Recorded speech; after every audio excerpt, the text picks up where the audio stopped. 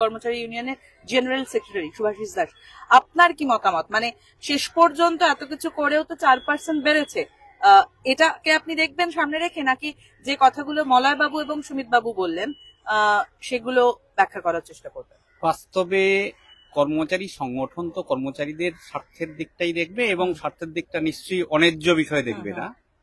আমরা যে সমাজের মধ্যে বাস করছি সেখানে কিন্তু কতগুলো ট্র্যাডিশন আছে, অধিকার কি, মর্যাদাবোধ কি, আমরা দিয়ে কি হারে পাবো, এই সমস্ত বিষয়ে কতগুলো প্যারামিটার আছে। আমাদের যে কমিশন বসে, লাস্ট হচ্ছে এই 6 পে কমিশন, সেখানে কিন্তু পে কমিশন একটা কথা বলেছিল যে এই ডিএ বকেয়া রাখতে রাখতে হিপ অফ ডিএ হয়ে যাচ্ছে, ডিএ একেবারে স্তূপ হয়ে যাচ্ছে, এটার প্রতিকার হওয়া দরকার।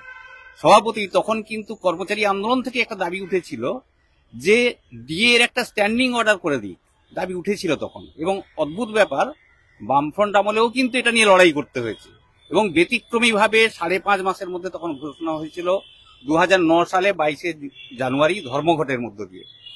ফলে কর্মচারী আন্দোলনই কিন্তু ডিটারমাইন করেছে সব শাসকের ক্ষেত্রে, এবং এ শাসকের ক্ষেত্রে কর্মচারী আন্দোলনের দুর্বলতাটাই কিন্তু এই সরকারের পুঁজি, যার ফলে তারা নানান এই যে শব্দের জাগলারি করছেন, নানান যে পরিসংখ্যান দিচ্ছেন বিভ্রান্তিমূলক ডিএর প্রশ্নে, এসবগুলো তারা দিচ্ছেন।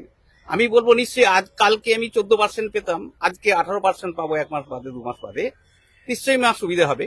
কিন্তু আমার ভালো মন্দ খুশি অখুশি হওয়ার প্রশ্নটা কিন্তু ন্যায্যতা এবং অন্যায্য এই দুটো বিষয়ের সাথে যুক্ত। আমার যদি মর্যাদা বোধ থাকে আমি তো ন্যায্য দাবি করব।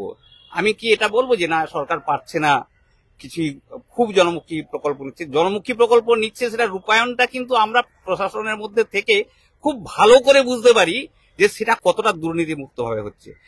আমরা আমাদের সংগঠনের পক্ষ থেকে দাবি করেছি এই আর্থিক যে দুর্নীতি হচ্ছে তার জন্য দায়ী কারা? আর্থিক দুর্নীতি হচ্ছে দায়ী কিন্তু ফিনান্স ডিপার্টমেন্টের অফিসাররা, treasury officer, audit and account সার্ভিসের অফিসার, ব্লকে যারা ট্রেজারি অফিসার, আর একেবারে সর্বোচ্চ স্তরে ফিনান্সিয়াল অ্যাডভাইসার। তারা কি এই ধরুন একটা উদাহরণ দিচ্ছি, স্বাস্থ্য দপ্তরে 21,000 কোটি টাকা বরাদ্দ হয়েছে, এটার সুফল কারা পাবে? সমস্ত জনগণ পাবে, তার কর্মচারীরা পাবে, তার পরিকাঠামো উন্নয়নের ক্ষেত্রে পাবে। এবং অবশ্যই বলবো আজকে অভয়ার ক্ষেত্রে স্বাধীনতার পরে এরকম কিন্তু পাবলিক ইনভলভ কোনো মুভমেন্ট কিন্তু হয়নি, আমরা যতটুকু শুনেছি। তাহলে এটা যদি সত্যিকারের জনগণের কাছে এই সুফল পৌঁছে দিতে হয়, তাহলে এই সমস্ত অফিসারকে কি ফিনান্সের রুলটা একেবারে কঠোরভাবে প্রয়োগ করতে হবে? তা কিন্তু হয় না। আমরা আমাদের সংগঠন থেকে দাবি করেছি ফিনান্সের রুল কঠোরভাবে প্রয়োগ করলে দুর্নীতি হতে পারে না। ফলে আমরা মনে করি এই যে জনগণের উপকার করছে, জনগণের উপকার তো সবাই চায়, আমরা তো জনগণের অংশ। আমাদের বাবা মা তো চাকরি করছে না, সরকারি চাকরি করছে, আমার ভাই বোন তো সরকারি চাকরি করছেন, তারা তো জনগণের অংশ। তাহলে জনগণ যদি উপযুক্ত বিচার পায়, উপযুক্ত তার সুফল পায় এই বাজেটে, আমি তো খুশি হব। কিন্তু পায় না, সেটা অন্য কথা। আপনি কি খুশি হয়েছেন?